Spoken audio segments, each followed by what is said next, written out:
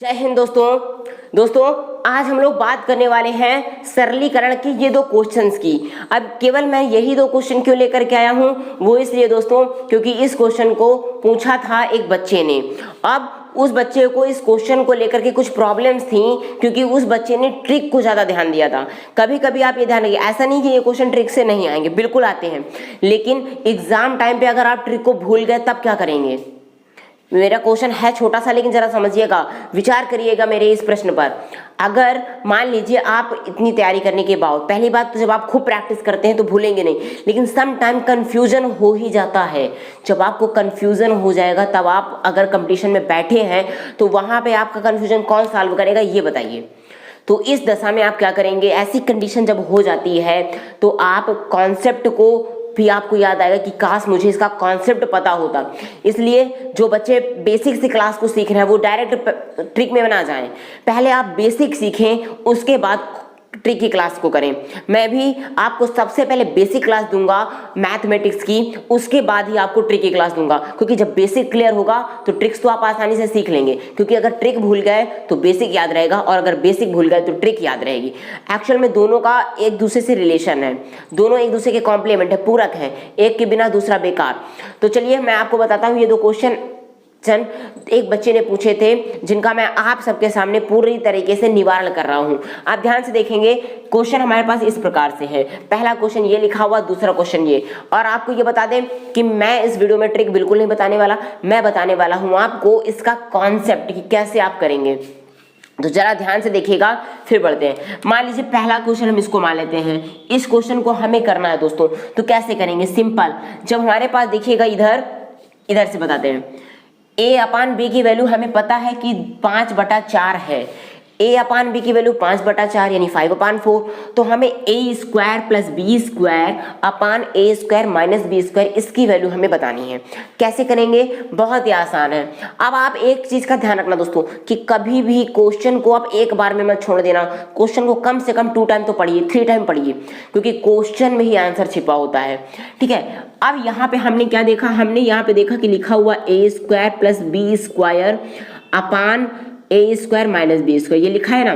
तो हमें करना क्या है, इसमें से हमारे पास कंडीशन क्या दी गई है, a अपान b के रूप की कंडीशन दी गई है। दो तरीके थे, आप चाहो तो क्या कर सकते हैं, पहले मैं आपको पहला तरीका बताता हूं, फिर दूसरा तरीका बताऊंगा।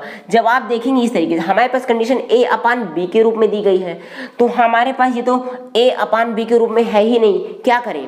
तो अब आपको पता है a को अपान b में बनाने के लिए क्या करें, हम इस पूरे कंडीशन से b² को कॉमन ले लें। क्यों b² को कॉमन लेंगे, क्योंकि b² अपान में b लाना है, क्योंकि यहाँ पे स्क्वायर के रूप में है, तो इसलिए स्क्वायर के रूप का ही कॉमन लेंगे। तो आप देखिए हम यहाँ पे क्या ले लेते हैं दोस्तों, b² को ऊपर से कॉमन ले लिए। अब क्योंकि अगर ये फार्मूला बन रहा होता, आप देखेंगे नीचे तो फार्मूला बन रहा है लेकिन ऊपर फार्मूला नहीं बन रहा, तब प्रॉब्लम हो जाती है, इसलिए हम ये तरीका अपनाएंगे। तो b² जब हमने कॉमन ले लिया तो क्या होगा, अब कॉमन लेने का मतलब होता है दोस्तों कि किसी भी संख्या में उस संख्या से भाग दिया जाता है। यानी कि अगर a² से b² को कॉमन लिया गया तो इसका मतलब हो जाता है कि अंदर क्या बचेगा, a² अपान b²। ये अपान का b² कैसे आ गया, क्योंकि जब कॉमन लिया तो इसका मतलब इस b² से भाग किया। कॉमन का मतलब एक भाग ही होता है कि हमने पहले ले लिया, पहले से भाग कर दिया, तो इस रूप में लिखेंगे। अब अगर इसको हम दोबारा गुणा करके काट दें तो b² से b² कैंसिल हो जाएगा और a² हमारी वैल्यू फाइनल वाली आ जाएगी। तो हम इस तरीके से बना सकते हैं। तो कॉमन ले लिया, प्लस अब यहाँ पे बताइए, यहाँ पे b² से जब हमने b² को ही कॉमन ले लिया, तो यानी कि b² को b² से भाग कर दिया, तो वैल्यू क्या आ जाएगी। सेम प्रोसेस हम नीचे वाले में भी करेंगे, यानी कि जो हमारे पास a² माइनस b² था, इसमें से भी हम b² कॉमन ले लेंगे। क्यों b² लेंगे, क्योंकि हमारे पास a अपान b के कंडीशन में दिया गया है, b को नीचे ही रखना है इसलिए। तो यहाँ पे हो जाएगा, ये बनेगा a² अपान b², वैसे ही हो गया, माइनस का हो जाएगा b² अपान b², ये हो गया। यानी कि b² तो आपस में कैंसिल होकर के 1 बन जाएंगे। तो हमारी वैल्यू क्या बनी हमारी, और देखिए दोस्तों इधर ये b² इधर गुणे में है, इधर भी गुणे में, तो ये और ये गुणे भाग से कैंसिल हो गया। हमारे पास वैल्यू क्या बची, a² अपान b² ऊपर बची, और प्लस का ये 1 आ गया, ये पूरी वैल्यू कितनी हो गई 1, प्लस का 1 ये ऊपर बची, नीचे क्या बची a² अपान b² माइनस 1, ये देखो ये माइनस की बची। ठीक है, अब आप ए स्क्वायर अपान बी स्क्वायर, आपको ये पता है अगर ए स्क्वायर अपान बी स्क्वायर तो हम इसको ए अपान बी का होल स्क्वायर लिख सकते हैं या नहीं, ठीक है। तो इसको जब होल स्क्वायर के रूप में बदल देंगे तो ए अपान बी का मान आपको पता है 5/4, यानी कि हम इसको 5/4 का होल स्क्वायर लिख देंगे +1 और अपान में 5/4 इस पूरे का होल स्क्वायर -1। ये समझ गए, ये स्क्वायर के लिए हमने ये कर दिया। इनकी वैल्यू जो होगी आप देखेंगे क्या मिलेगी, 5×5=25/16 +1 अपान यही हो जाएगी 25/16 -1। अब जरा इसको जब आप सॉल्व करेंगे तो वैल्यू क्या मिल जाएगी, देखिएगा इसको हम पहले सॉल्व कर रहे हैं तो 16 एकन्नम 16, यानी कि ये हो जाएगी 25 + 16 बटे नीचे क्या है 16। क्या किया मैंने, आपने इसको इसका गुणा करा दिया तो 25 जो था वैसे लिख दिया, उसमें 16 को जोड़ दिया, या अब लघुत्तम लेकर के भी सॉल्व करना चाहे कर लें। तो 25/16 अपान, ये अपान वाले में ये हो जाएगा 25 - 16 अपान 16, क्योंकि ये 16 एकन्नम 16 इसके पहले माइनस लगा है इसलिए माइनस लग जाएगा। अब आप देखिए सिंपल 16 से 16 तो कैंसिल ही हो गया, क्या बचा हमारे पास 25 + 16, 25 + 16 कितना होता है 41, 6 5 11 की 1 हासिल बचा 1 2 1 3 और 1 4 41, और बटे 25 में जब 16 को घटाएंगे तो क्या मिलेगा 9, 41/9 यही हो गया हमारा आंसर। ये था दोस्तों बेसिक कॉन्सेप्ट। अब देखिएगा ध्यान से, ट्रिक की मेथड क्या होती है, ये हमारा सेकंड मेथड हो गया। आप क्या करें, आपको दिया गया condition a upon b = 5/4, a बटा बी की वैल्यू 5/4 दी गई है, तो आप इससे एक तरीका निकाल लीजिए ना, यानी a का मान ऊपर ऊपर b का मान नीचे नीचे, a का मान 5 रखना है और b का मान 4 रखना है, ये भी रख सकते हैं, ऐसा हो जाएगा इस ऊपर मान की वजह से। अब जो क्वेश्चन बोला गया वो रख देते हैं, a² + b² अपान a² - b²।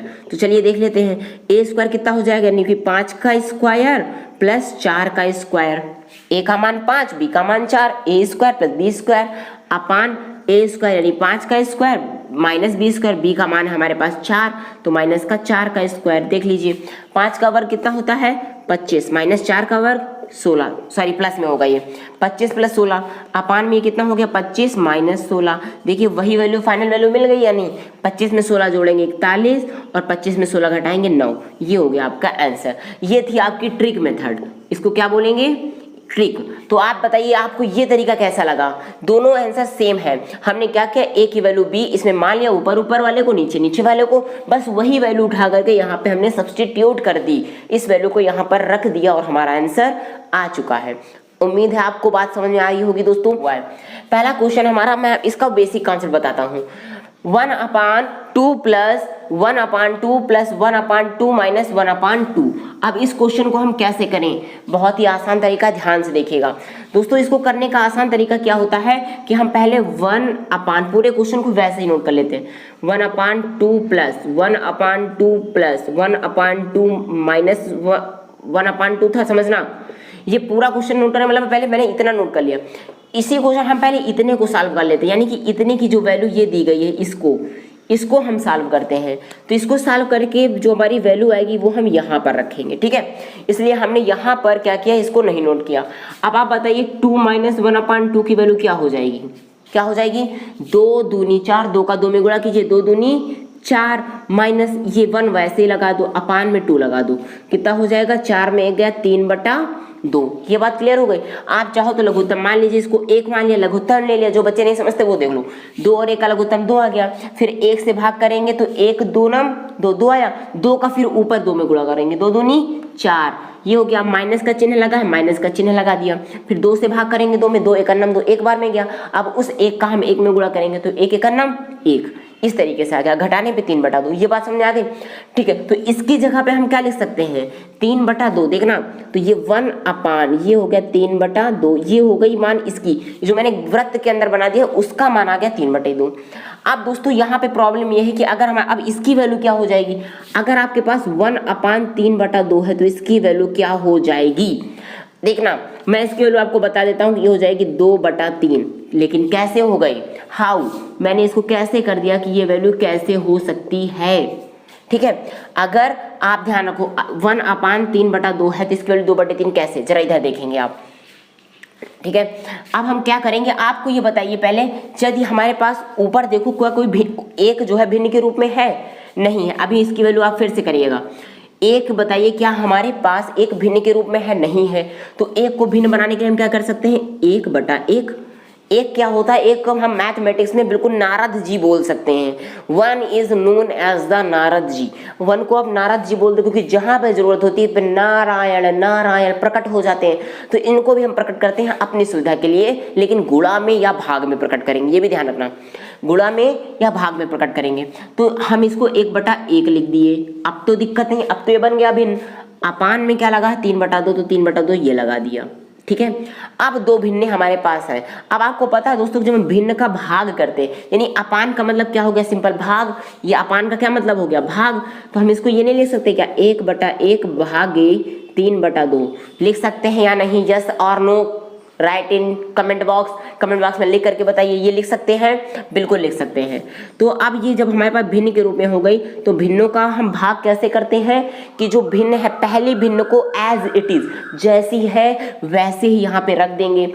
दूसरी भिन्न जो होती है उसको क्या करेंगे? उसमें जो भाग का चिन्ह वो गुणे में बदल जाएगा और संख्याएं आपस में प्रतिलोमित हो जाएंगी, यानी उल्टा हो जाएंगे, व्युत्क्रम हो जाएंगे, रेसिप्रोकल हो जाएंगी।